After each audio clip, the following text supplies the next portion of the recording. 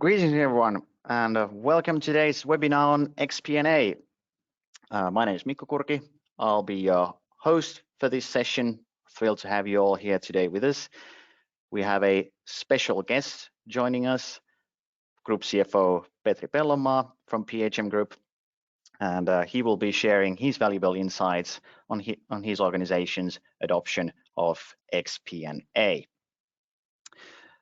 On the agenda today, we have firstly discussions with PHM Group on xP&A, followed by a brief demo on extended planning analysis through Staria xP&A planning tool. And lastly, we have also reserved some time for your questions at the end. Keep your questions coming throughout the webinar. It would be nice to answer as many of them as we can. But before we dive into our guest speaker's experience, let's take a moment just to understand what xP&A is and why it's essential for modern organizations. So xP&A stands for Extended Planning and Analysis, and it encompasses next generation FP&A technologies that empower organizations to improve their planning, analysis, and decision-making processes. So essentially in xP&A, the entire organization is involved in FP&A processes and not just finance. And naturally, essential parts of the business knowledge lies within operations. So that's why it's crucial to involve them as well. Through the adoption of xP&A, organizations gain firstly one set of numbers, increased collaborations, a sense of ownership, and they're also able to break down data silos and increase data literacy. All this ultimately leading to a higher forecast accuracy as well. But now that's out of the way, it's time to invite Petri to the virtual stage. A warm welcome, Petri. So would you like to start by telling us a little bit about PHM? Yes, thank you, Mikko, and thanks for being here today. Firstly, maybe a couple of words about myself. So Petri Pellonmaa is my name. I'm the Group CFO of PHM Group. Started in the group in 2019, so I have 4.5 years of experience from the group and from the industry. And before that, I have a background in consultancy and a couple of other industries as CFO. But first about the company, a little bit to set the background. I mean, PHM Group originally founded in '92, but came into current ownership or private equity ownership in 2018, as I'll soon show you. We are a property services company, originally coming from Finland, but nowadays operating across the Nordics and also in Germany. Still of the business, a little bit more than half comes from Finland, but other countries strongly growing. And one kind of special feature about our growth has been that we have grown quite rapidly via acquisitions from 2018 or actually 2019 onwards. We have today 565 million turnover on a like-for-like basis, run rate 87 million EBITDA, 7,000 professionals, and we are the market leader in the Nordics and as said, emerging also in Germany. We offer contractual property maintenance, management, cleaning. That is the kind of the core of our business. And around that, we offer a set of add-on services. So kind of our aim is to be a comprehensive provider to our customers, which are in essence local, smaller customers. So that is an essential differentiator for us towards the other big FM companies. So we are focused on the small residential and small commercial local customers, and that's why also our approach is quite different. So we operate through local companies. Today we have 116 locally operating companies operating across our geographies with their own brands, connected by this PHM partner status that we have. And obviously this also puts some pressure and needs on the planning and reporting part that we will discuss so shortly. But if you flip to the next page, a short introduction of our history. As I mentioned, 2018 we came into Intera Partners ownership, so a private equity company from Finland acquired us from the original entrepreneurs. And after that, we have grown quite rapidly. So as you can see in the bottom, we have done a double-digit amount of acquisitions per year, lately more than 30 per year. And that has been the fuel of our growth and obviously also putting some complexity into our reporting framework. In June 19, we went to Sweden. In March 20, we acquired or got another majority owner, Norvestor, who is currently our majority owner, owning more than half of our shares. 2020, we went into Norway, also joined forces with our main competitor in Finland, Kotikatu, which effectively doubled our size. 21, market entry to Denmark, and then 22, market entry to Germany. And also in between all of this, we have introduced a publicly listed bond, which is today listed in, or actually two bonds, which are listed in Nasdaq Helsinki, and due to that, we have converted to IFRS. So in all essence, we are today, let's say, a publicly listed company on top of all of this. But quite a rapid growth journey and fun to have been a part of and to be part of still. Indeed, that sure is a impressive growth journey. Then moving on to the environment your organization is in terms of xP&A and reporting, could you go through the structure for us? Yes, I mean, as I explained, very important for us to get the data flowing because the complexity of our organization and group is quite high. I mean, 116 individually operating units, more than 150 legal entities. So getting a harmonized and structured data flow is key, especially as we are reporting also to the market.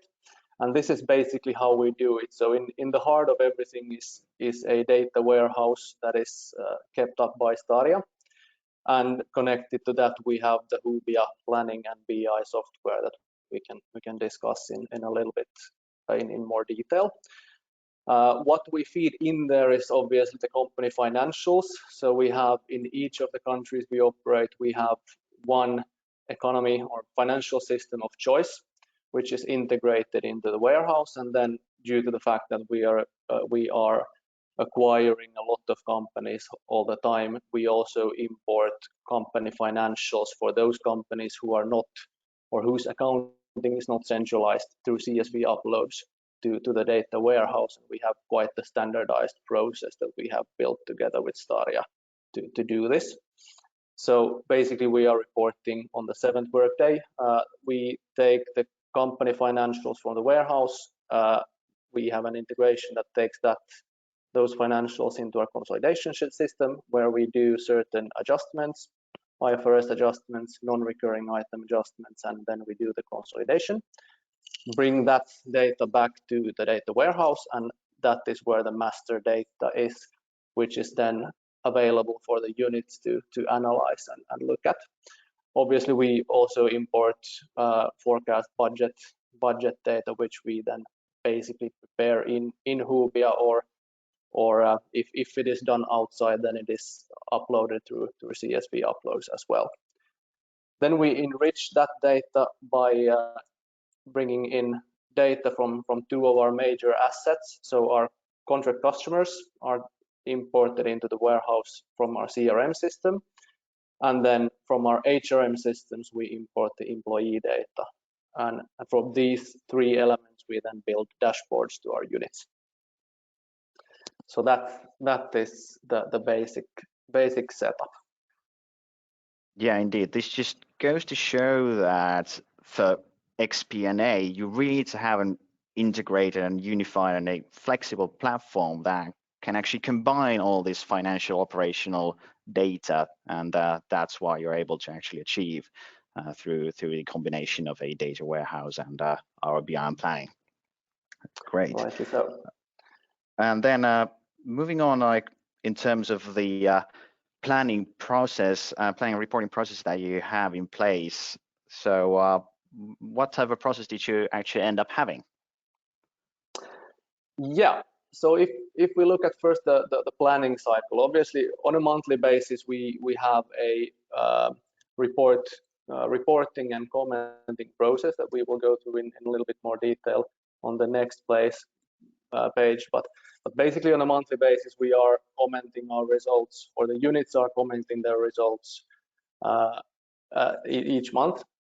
But then we do make 2 forecasts per year, and then obviously a budget. So our budgeting typically starts in October, it's completed in December, and then we have a business plan update before that to feed into the forecasting. Budgeting, and then forecasting we do in May and September, and that is basically to update the full year visibility. And how we do it in Hubia, if you jump to the next page, is basically that, as said, we have a normal monthly closing process, which is depicted in the upper half of the page. So basically when our monthly numbers are ready from the accounting systems, they are transferred into the data warehouse and Hubia.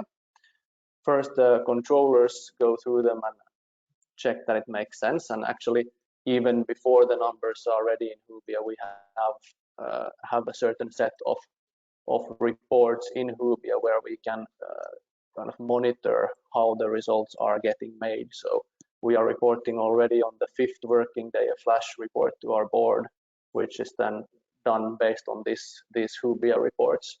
But when the actual numbers are complete, our controllers do a quick check of the numbers and release those numbers to the unit managers, or post a task, if you will. So the unit managers get an email that the numbers are ready, and they should go and check them out and analyze. And if there are some obvious deviances that the controllers or operational directors notice, they can already post a question to the unit managers to explain these differences, on top of a kind of standard set of questions that we have that typically cover most of the deviances, because there are certain things that we want the unit managers always to check and comment, such as like deviances towards variable sales levels or EBITDA or personnel costs versus budget. But then when the unit managers get the email, they log into Hubia. There is a standard process that they have to go through. They comment their results versus the budget or the forecast, if there is a forecast at that point of time, and answer the questions that the controllers have posted. Then they send the result back to the controllers, who go through the comments and see if they are properly answering all the questions and all the variances that they see in the result. If not, they can post new questions and return the task to the unit manager, and then the process basically goes on until the unit manager has sufficiently answered all the questions, and then the result commenting process is closed. And then, I mean, based on these result comments, the controllers are gathering bottom up the comments and aggregating them to the board, to the board reports. Then, as said, 2 times a year we do a forecast update, which I have now depicted the May forecast here as an example. So basically the process starts in April when we have done the result commenting. Immediately after the result comments, the controllers post a task to the unit managers to prepare a forecast. Unit managers again have a standard process that they need to follow. There are certain questions on deviances in actuals versus budget, and they need to make a monthly forecast for year to go on that basis, and also post comments on why there are differences in forecast versus budget, and what are the actions that they need to and will take to mitigate the impacts. Then they post that forecast to the controllers and regional directors, who go that through, and if there's something they want the unit manager to specify, again they can return it to the unit manager, But if that's okay, then they will accept the forecast as is, and it can be aggregated then to regional, country, or group level for review. Quite quickly after that, we have the May result review, which we do. After the May result review, the controllers check the May result against the forecast prepared, and if the May actuals are well in line with the May forecast that was just prepared, basically we just substitute the May forecast with May actuals and present 5 months actual and 7 months forecast. But if there are major deviances, then they have the possibility to return the forecast once again to the unit manager for them to make modifications. But the end game is that then after the May result review, we will have a forecast for the board of directors in connection with the May reporting that then presents our view of the full year. So that, in its simplicity, is how we do it. Or I don't know if it's simplistic, but yeah, anyway. But this is actually just shows how much collaboration there actually is involved, and actually related to that, things didn't probably look like this in the past. So how smooth actually was the transition process to this current way of working around FP&A, and what actually drove you to it? I would say actually the transition hasn't been that hard. I mean, obviously it has taken, or let's say the mental transition hasn't been hard for the unit managers. I think this has been almost a relief for them that there is a standardized way of doing. I mean, we are a very result oriented organization. The unit managers, many of them are former entrepreneurs, so they are very interested in the result, and I mean, obviously they are grilled every month about the result, so they want to understand it, and we want to educate them as well. The frustration that we had previously was that all the unit managers were looking at their numbers from their respective financial systems, and many times, I mean, in the financial systems you don't have a budget. The numbers are maybe different currency, even sometimes with different accounting policies and without adjustments that we make, etc. So I mean, the communication was super hard. We were looking at one set of numbers and they were looking at another set of numbers, and then we were trying to make sense of it all. Now we are talking to the same set of numbers, so I mean, it is so much easier. Right, indeed. So then, like, what changes then did your organization experience in terms of financial planning analysis? After you actually involved more and more stakeholders, how has that impacted your team's ability to, generate insights, forecast accurately, and in the end make more informed decisions? Well, I think the major change has been that we have been able to scale up the organization. I mean, take in more companies without actually having to increase resourcing. And the main reason for that is that our finance professionals can concentrate on actually analyzing the results and discussing the contents rather than trying to generate reports. I mean, as you saw in the sheer number of our companies, generating individual reports for each and every company and trying to kind of look for errors and interpret the numbers, it would require quite an army of finance professionals, which we don't have and which we can't afford. Yeah, for sure.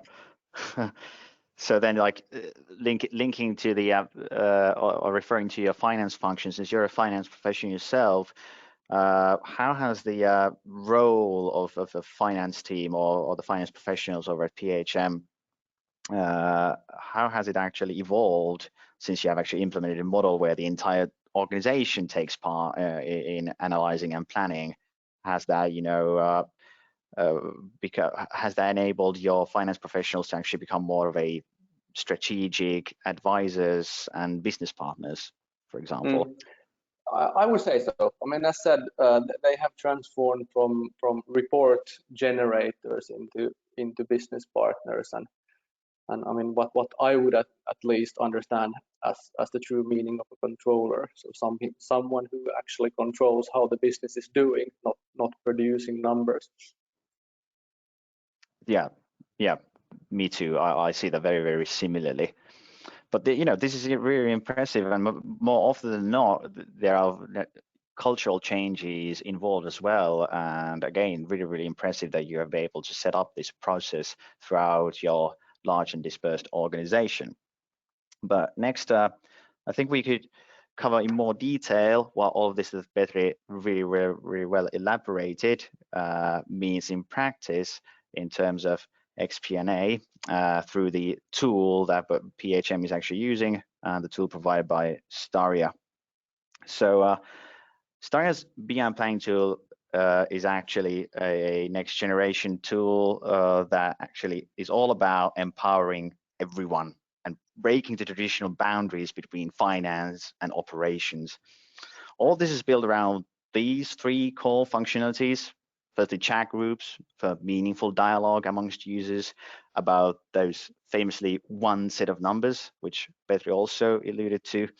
Then tailored views for different stakeholders, both in planning and analysis, so that they see only the information that is actually relevant to them.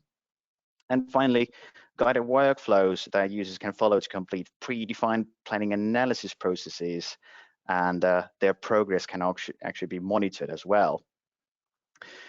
But let's dive in and see what all this looks like in Staria's BM planning solution, let's say from the perspective of a unit manager.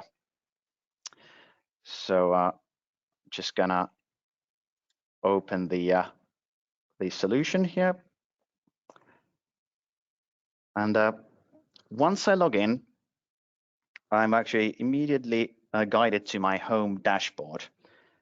And this shows the BI side of our solution. So you can incorporate all your data sources, both in planning and analysis easily, because unlike traditional FP&A tools, our solution is backed by a full-fledged BI tool with a built-in data warehouse. But when it comes to the other half of the solution, the topic of the day, xP&A, our workflows are at the heart of it. So let's access the monthly P&L review and forecast update workflow for my responsibility area. This is the functionality that Petri was also discussing earlier. And as stated previously, workflows consists of these predefined steps for users to follow. All the steps have been personalized to show only information that is actually relevant to the user in case. You can actually leave instructions in the form of guides, assign tasks for users, and require to provide answers or comments on defined questions. This makes also the onboarding of new users really, really easy. So in this process, I should first take a look at my financial KPIs and then answer the related questions. For example, how has the cumulative turnover target achieved, and so on and so on. And then all the answers provided possibly by multiple users are compiled into a single view so that, let's say, business unit leaders and finance professionals like controllers and CFOs can view them all at once, so they can actually use those comments in turn in their own analysis, in their own reporting and planning, and for example, in business reviews and for board reporting. But once I'm done with my KPIs, I can then move on to the sales step. And here again, I have some more guidance left here for me. And this time, they're just all about order intake and sales. And from here, I can keep on going, finalizing all these analysis steps that have been assigned to me until I come across the two final steps, which are both actually about planning.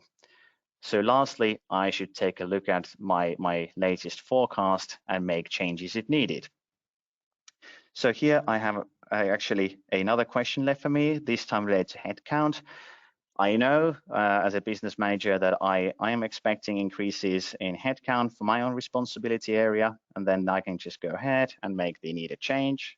For example, increase the number of people for March, and I can just make the update, and then all the associated calculations are being refreshed simultaneously related, for example, to social security related cost and pensions and so on and so on. Then I can also see an overview of my total forecast through this nice little helper visual on the same view. And then the last step is about product sales. And here I also want to make an update to my latest forecast. This time I want to do it for product group number 1, and I want to do it top down. I just want to assign a total value for the entire forecast period, and I actually want the solution to distribute that value in relation to previous year's sales. So what I'm going to do is I'm just going to select the allocation method that I want, allocate by sales previous year. I'm just going to enter the total value, let's say 7,000, like so. And you can see that the solution actually handles the distribution automatically for me. And once this is done, I can actually provide some reasoning and comments behind this change, for example, through chat groups for other users to see. Here I have a topic called forecast comments. And here you can see my comment that actually I prepared earlier about the change that I made for my forecast. This is so much more clearer and nicer compared to traditional, cell references, cell comments, row comments that might be quite obscure, and more often than not, controllers need to spend time hunting for them through spreadsheets. So this is a very, very clear way to actually communicate about changes in planning. But this was just a short preview of the things that you can expect with Staria's PM planning solution in terms of xP&A. Then actually moving forward and thinking about the future already, let me just turn the presentation back on. Gartner is actually betting quite heavily on xP&A, and they are expecting to grow really, really fast in the not too distant future.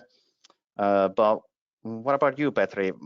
Looking ahead, what do you see as the future of xP&A over PHM? Well, I think for us, firstly, we are still rolling out this to the other countries, so we're not complete. We need to make this a little bit more flexible, also in terms of integrations to integrate with the new units. But then for us, definitely the next step is to make better use of the operational KPIs and kind of other data than financial data. We are still quite much driven by the P&L and planning the P&L, but my vision is to turn it more towards actually planning operational KPIs, such as acquiring new contracts, contract churn, and that sort of things, headcount churn, and translate that then into actual P&L planning. So incorporate these two. I think that's our next step. Interesting. Sounds really good. But hey, we've covered a lot of ground so far, and now it's time for your questions. So again, please feel free to use the chat and submit your questions either directly to Petri or to me. We will try to cover as many of them as we possibly can within the time that we still have. Yeah, here's actually a first question already, related actually more into the solution itself. Are multiple currencies supported? Yes, indeed. So you can actually use multiple currencies within the solution. So you can, for example, enter all of your plans in the local currency, and then all those plans can be reported, for example, in your own group reporting currency, whatever that might be. So solution works really, really well in an international context. Yeah, what about scenarios? Yeah, we definitely support scenario planning. We didn't go too in depth in terms of all the planning functionalities in the demo, but yeah, you can create copies of your forecasts and thus actually create scenarios. Yeah, that was a good point. What data sources do you support? Yeah, in terms of all the integrations, I think so far we've made probably over 50 or 60-ish integrations to different ERPs, HR systems, CRMs, to the most common accounting software out there. Just to name a few, we support, for example, NetSuite as an ERP system, for HubSpot and Salesforce when it comes to CRMs. Then in terms of the most common accounting software, we support ProCounter, NetVisor, Fortnox, QuickBooks. And yeah. And then, is there a plan to utilize AI or other sort of advanced planning methods? Yep, there is. That is definitely on the roadmap. Staria actually has their own AI team, so we will be definitely making a use of that moving forward in our own product development. So that is coming, and AI is all around us today, and we will be incorporating that for sure. And already we are actually, in terms of analysis, we have a bunch of algorithms that as default functionalities that are, for example, explaining changes for you. So those kinds of things are actually already in the tool. Right. But those were all the questions. I'm being conscious of the time. And before we wrap up, I just want to leave you with a special webinar offer. So this is a very, very good deal. So we are basically offering you the basic implementation for free for all the webinar attendees. Do be in contact. And if you want to grab the offer, take the opportunity. But all in all, I hope this webinar has provided valuable insights into xP&A and its practical implementations. Thank you very much indeed, Petri, for sharing your expertise, and thank you all for joining us today. Thank you, Mikko.